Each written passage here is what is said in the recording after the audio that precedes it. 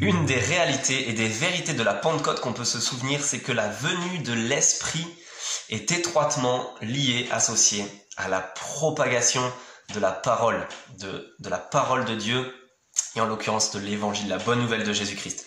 En fait, c'est ce qu'on lit dans le récit au chapitre 2 des Actes, avec ce récit de la Pentecôte. Luc nous laisse plusieurs indices pour cela, parce que il nous dit que cette venue de l'Esprit, elle se fait avec un bruit comme d'un vent violent. Et un vent violent, c'était associé dans toute l'écriture de l'Ancien Testament à la venue de Dieu en personne. Et c'est aussi le deuxième indice avec la présence de l'Esprit comme des langues comme de feu.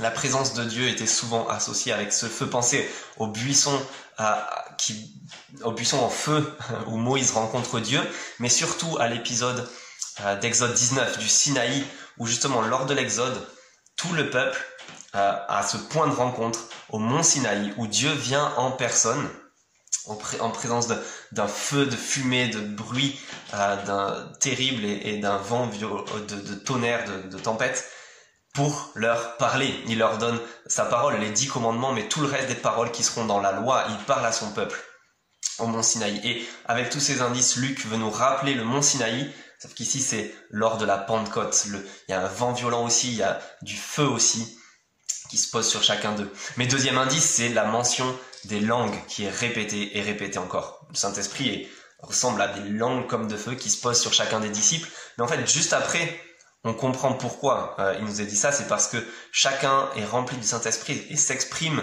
dans une autre langue pour que ceux qui sont venus lors de la fête de la Pentecôte puissent entendre parler. Verset 11, on les entend parler dans notre propre langue des merveilles de Dieu. Il y a toute une liste de gens venus des 4 coins de la terre qui nous est donnée. Et plusieurs fois, c'est dit, verset 6, ils les entendaient parler dans leur propre langue. Verset 4, ils entendaient dans différentes langues s'exprimer, etc. Jusqu'au verset 11. L'Esprit est là pour que les chrétiens croyants en Jésus-Christ s'expriment et parlent des merveilles de Dieu, de l'évangile de Jésus-Christ. Et en fait, c'était ce que Jésus avait annoncé dans le chapitre 1 à ses disciples en leur disant: vous, lorsque le Saint-Esprit viendra sur vous, vous serez mes témoins à Jérusalem, dans la Judée et jusqu'aux extrémités de la terre. Le Saint-Esprit vient pour que la parole puisse être propagée par les croyants en Jésus-Christ, et c'est ce refrain qui, à partir du chapitre 2 des Actes, commence à se répéter et à revenir, c'est que la parole se propageait. Chapitre 6, verset 7, chapitre 12, verset 24. La venue de l'Esprit à la Pentecôte est associée à l'annonce, la propagation de la parole en employant les croyants en Jésus-Christ.